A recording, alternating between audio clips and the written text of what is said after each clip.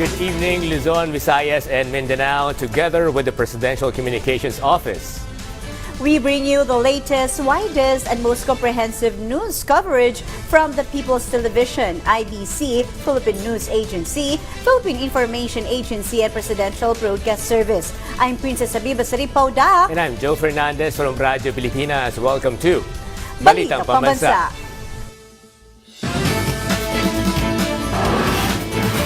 Tonight's headlines. President Ferdinand R. Marcos Jr. assures the government is in full control of the situation and is always ready to provide the necessary assistance for typhoon victims.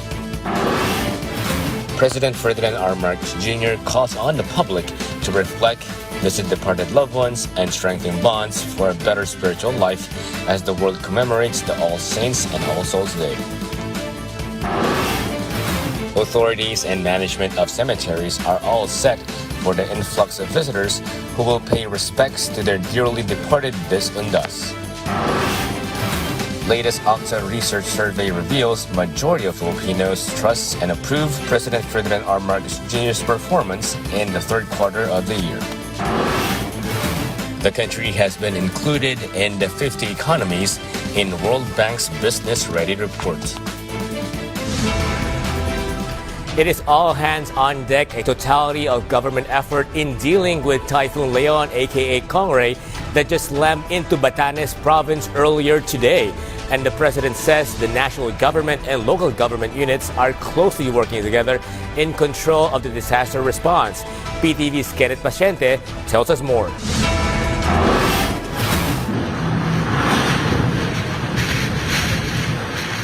Batanes felt the wrath of Typhoon Leon. In this video from Batanes Police Provincial Office around 2 a.m. today, strong rains and howling winds pummeled the island province. The waves in several coastal areas are high due to the pounding wind, causing trees to bend down. Due to Typhoon Leon, the oldest church in the town of Itbayat, Santa Maria de Mayan Church, was damaged. Amid the onslaught of Typhoon Leon, President Ferdinand R. Marcos Jr. has ensured a whole-of-government approach in responding to the disaster. The president stated that the government is closely monitoring its response to the typhoon's impact. Although resources have dwindled due to consecutive typhoons, the president assured that the country has sufficient assets to minimize the impacts, ensure swift recovery for those affected, and restore damaged areas. The chief executive also guaranteed continuous relief and recovery efforts for those impacted by Typhoons Christine and Leon. The president added that all government branches remain alert and ready to provide assistance at any time. Meanwhile, the SWD Region 2 continues to assist families currently sheltering in evacuation centers. The agency has distributed food packs and sleeping kits to affected individuals. Authorities also evacuated families living in high-risk areas, such as landslide-prone zones. The DRRMC in Batanes also worked to clear roads blocked by rocks, dirt, and debris due to landslides.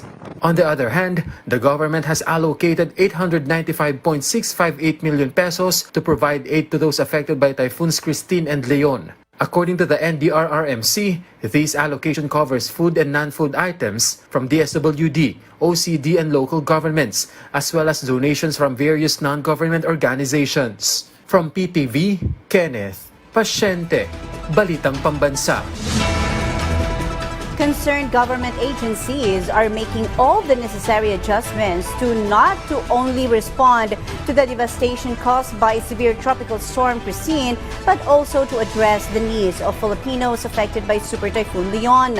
The Department of Agriculture reported Christine caused over 3 billion pesos in damages but warned this figure might go up. That's why it is making sure there is enough food supply and is monitoring food prices. Affected farmers and fisher folk can avail of the allotted 1 billion peso quick response fund for their production input. The Office of Civil Defense assured the continuous delivery of aid for those affected by the weather disturbance. The Armed Forces of the Philippines, on the other hand, is on standby to be able to deliver additional family food packs using its military assets. Before po kasi when we did the response in Batanes, ito po ay nung Typhoon Leon, we have a strong 14,000 preposition goods. Kaya lang po ito ay nagamit. But the plan then was to replenish it. Unfortunately, pumasok naman po ang Christine. Right now, meron na po tayong nakasakay na 5,500 family food packs sa PCG vessel. But hindi po kasi siya makadiretso ngayon ng Batanes. Currently, nasa Pangasinan na yan. Ang Batanes po kasi maagang nagsasara ang cloud ceiling dyan. So over and above nga na meron talagang weather conditions that we have to look into. As soon po as it is deemed as flyable po, naka-ready na po yan.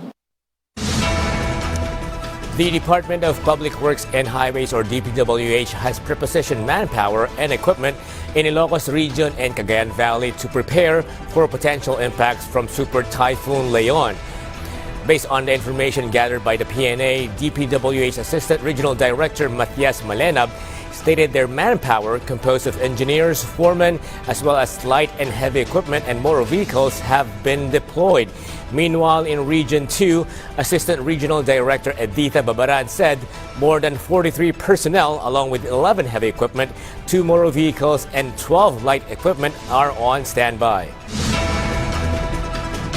The center of the eye of Typhoon Leon was located at 285 kilometers northwest of Itbayat, Batanes, with maximum sustained winds of 155 kilometers per hour, gustiness reaching up to 255 kilometers per hour and moving northwestward at 25 kilometers per hour. Rains with gusty winds will fall in Batanes and Babuyan Islands. Cloudy skies with scattered rain, showers, and thunderstorms will be felt in Metro Manila and the rest of Luzon, brought about by Typhoon Leon. Meanwhile, Visayas and Mindanao will experience partly cloudy to cloudy skies with isolated rain showers or thunderstorms caused by localized thunderstorms. On the other news, the Department of Social Welfare and Development, or DSWD, continues to provide family food packs for families affected by severe tropical storm Christine. As of 6 p.m. today, the total number of family food packs released has reached nearly 900,000 across the affected region. In the Bicol region, over 285,000 family food packs were distributed, while more than 132,000 were given in Central Luzon. Other areas that have reached relief packs include Calabarzon, Eastern Visayas, Ilocos Region, Metro Manila, Western Visayas, and others. Healthcare workers from DOH Calabarzon descended on the town of Laurel, Batangas to provide medical treatment and medicines, mental health assistance, and psychosocial support to over 400 residents. Likewise, the DOH medical teams also administered jabs for measles and other respiratory ailments. Philippine Information Agency Calabarzon Cecil Maloles fills us in with the rest. In the aftermath of Tropical Storm Christine, the Department of Health Calabarzon conducted a medical relief mission in Laurel, Batangas. More than 400 residents benefited from free medical consultations and medications provided by the DOH medical teams. In collaboration with the Batangas Provincial Health Office and Batangas Medical Center, DOH mobilized health workers and supplies to meet residents' immediate health needs. Services offered included free checkups and access to medicines and chronic illness support. According to DOH Calabarzon health workers, they observed common ailments among residents, including coughs, colds, wounds, diabetes, and hypertension. In addition to medical care, the mission extended mental health and psychosocial support to families grappling with typhoon-related trauma. To prevent disease outbreaks in temporary shelters, DOH team administered vaccines for measles and other respiratory illnesses. They also conducted water quality checks and nutritional assessments to ensure safe drinking water and safeguard public health in these affected areas. DOH Calabarzon reassures residents that they will continue collaborating with local authorities to provide continuous medical support, monitor health risk, and promote resilience in communities facing the aftermath of calamities. From PIA Calabarzon, Cecil Maloles, Balitang Pambansa.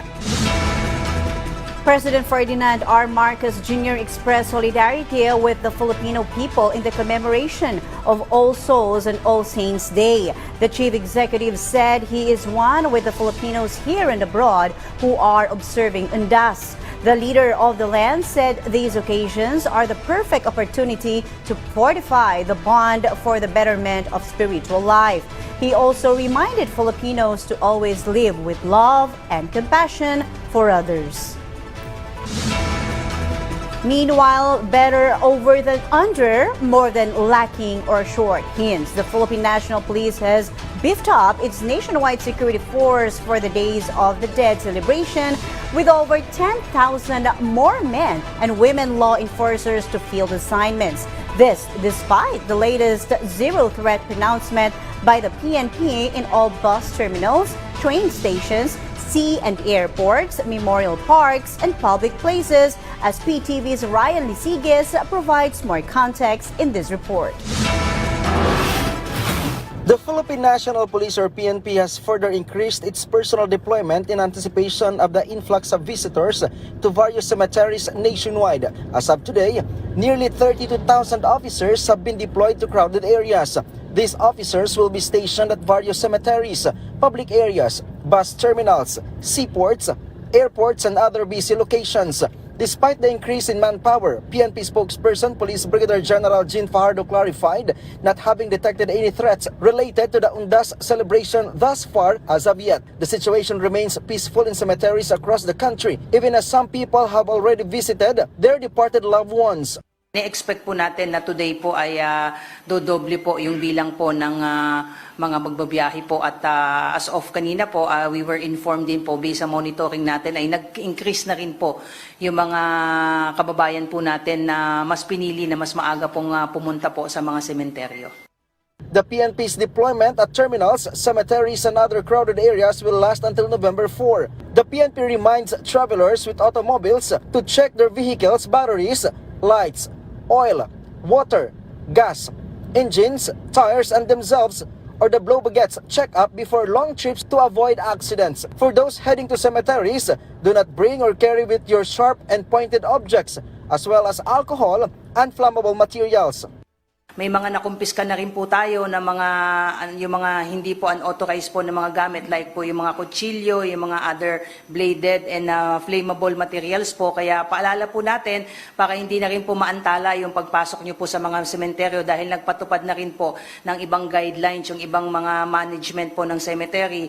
They also advise avoiding bringing small children to prevent them from getting lost in crowded cemeteries. All regional PNP offices remained on heightened alert.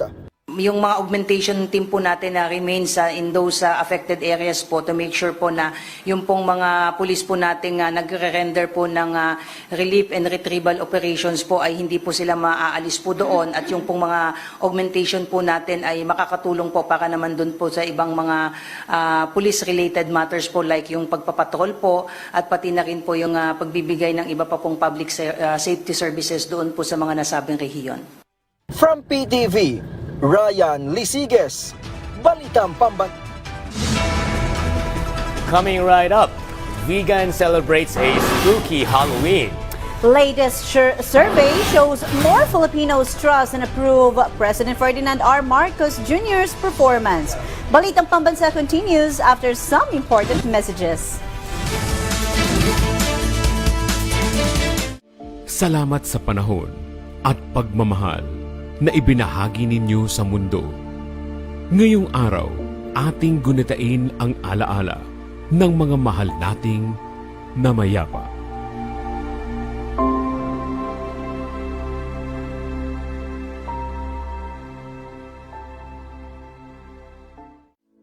Pagkakataon nyo ng maglingkod para sa bayan. Inaanyayahan namin ang lahat ng mga individual na may talento at dedikasyon na mag-apply sa aming mga bukas na posisyon. News Division, associate producer, graphic artist, production coordinator, writer, PCSO unit, Cargen operator, graphic artists. Ipadala ang iyong resume sa hireme@ptni.gov.ph.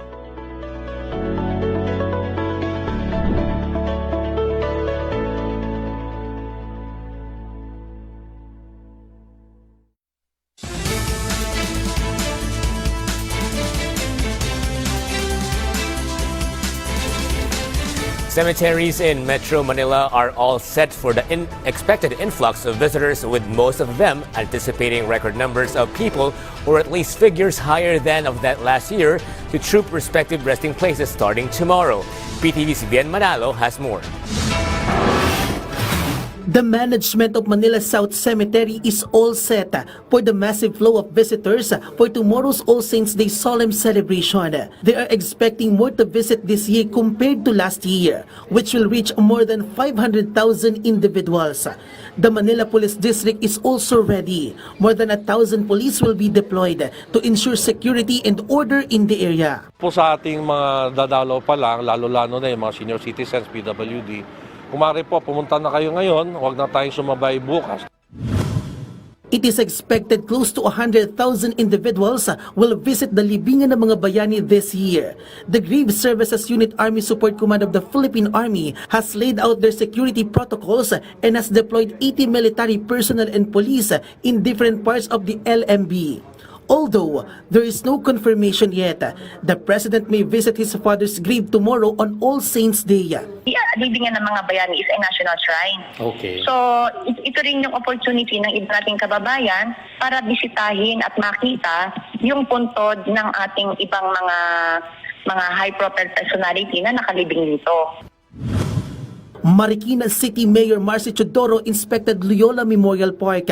More than 2,000 individuals have already visited today. The local government has also implemented a traffic rerouting scheme.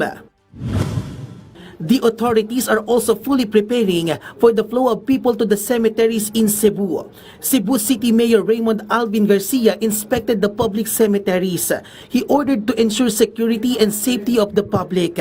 Passengers are expected to rush tonight until early tomorrow at the South Bus Terminal. According to the PNP, more than 2,000 personnel have been deployed throughout Cebu Province to ensure the security of visitors for the Days of the Dead or Undas commemoration. From People's Television Network, Bien Manalo, Balitang Pambansa. The Department of Health Metro Manila Center for Health Development has placed all hospitals and health facilities on code-wide alert in the National Capital Region for All Saints Day and All Souls Day.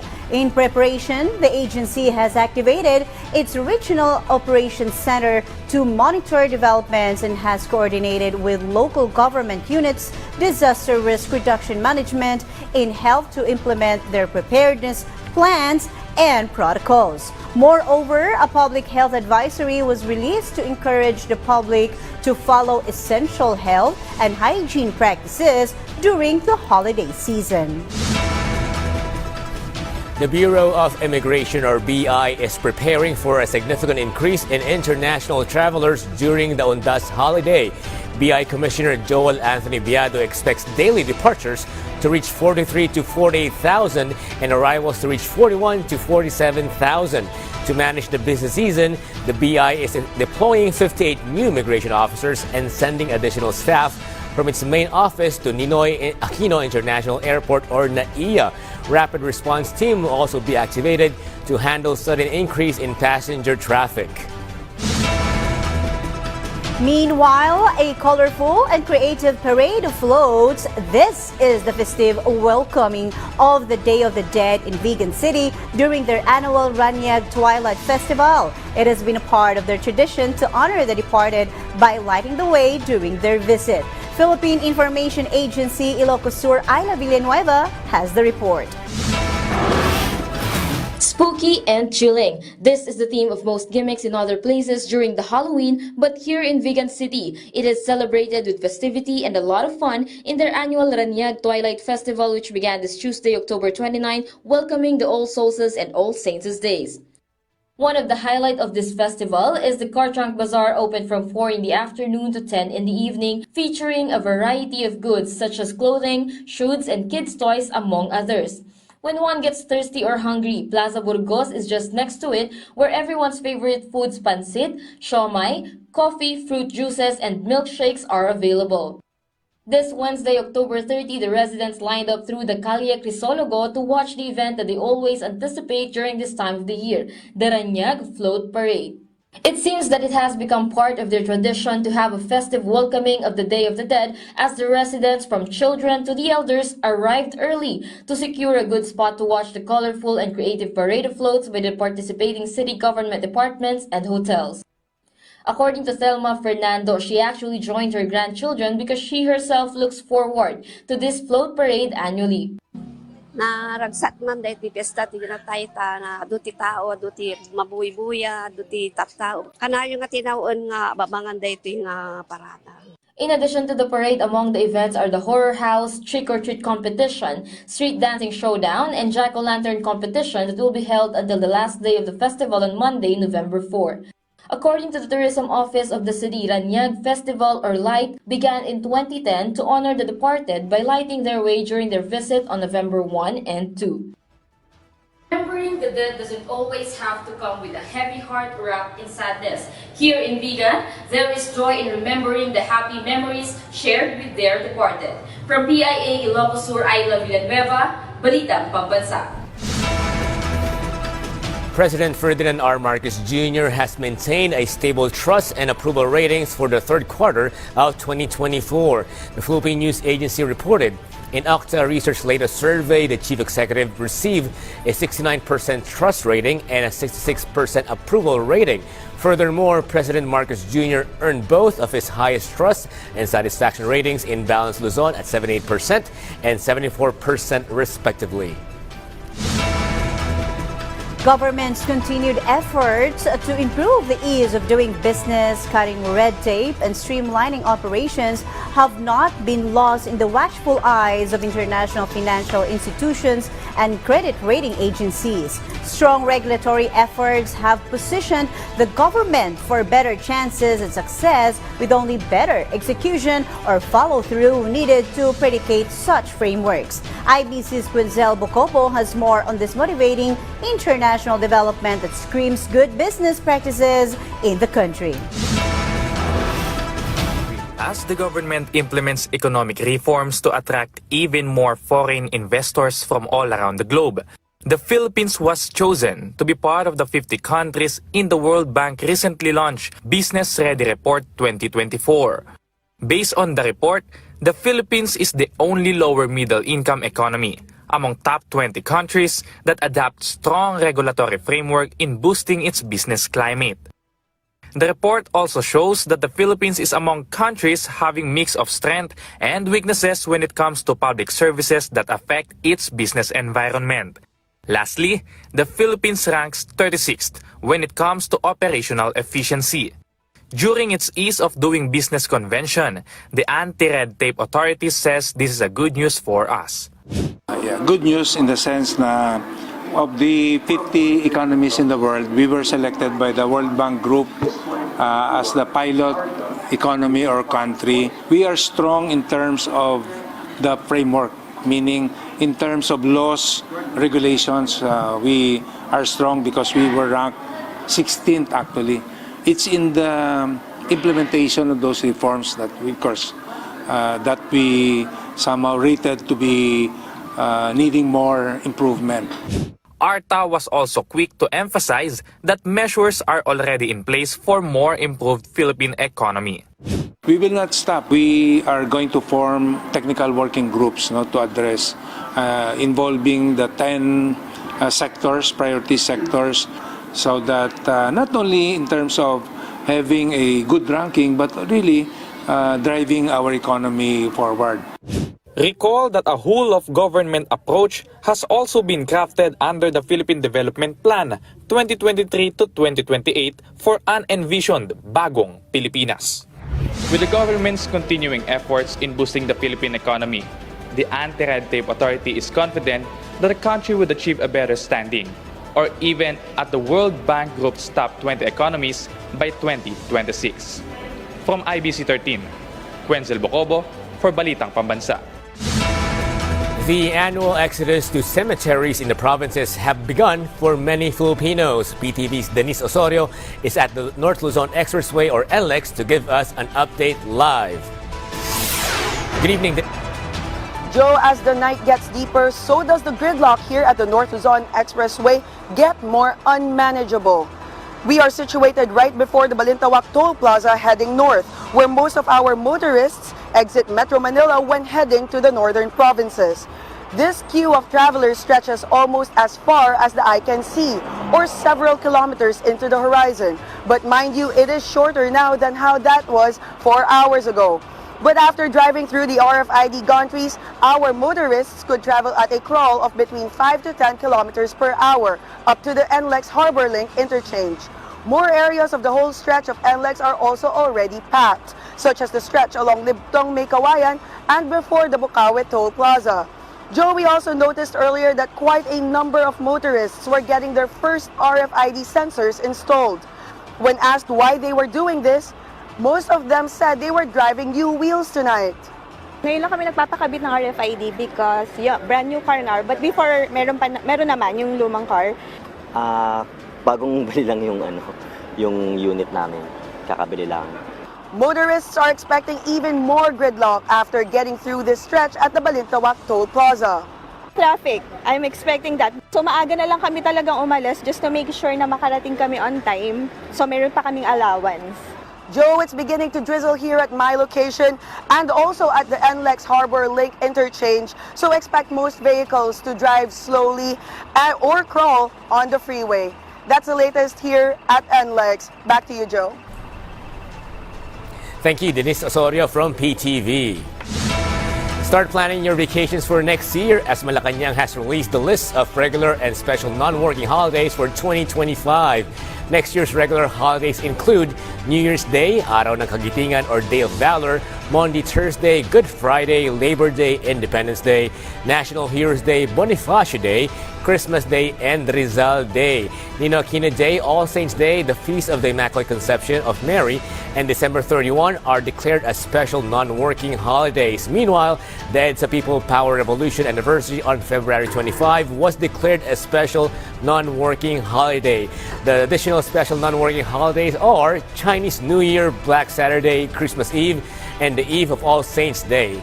Separate proclamations declaring national holidays for the observance of Eid al-Fitr and Eid al-Adha will be issued after the approximate dates of the Islamic holidays have been determined in accordance with the Islamic calendar or the lunar calendar or upon Islamic astronomical calculations, whichever is applicable. Furthermore, the palace declared July 27, 2025 as special non-working holiday nationwide for the founding anniversary of Iglesia ni Cristo. And that concludes our rundown of the latest, widest, and most comprehensive news and information from across the nation. From Radyo Pilipinas, I'm Joe Fernandez. This is your trusted news source, always ready to inform and serve the Filipino people. Catch Balitang Pambansa again tomorrow at 7 a.m., 12 noon, 6 p.m., and 9:30 p.m. for more updates and developments. From Radyo Pilipinas, I'm Princess Habiba Saripaudak, and this is Balitang Pambansa.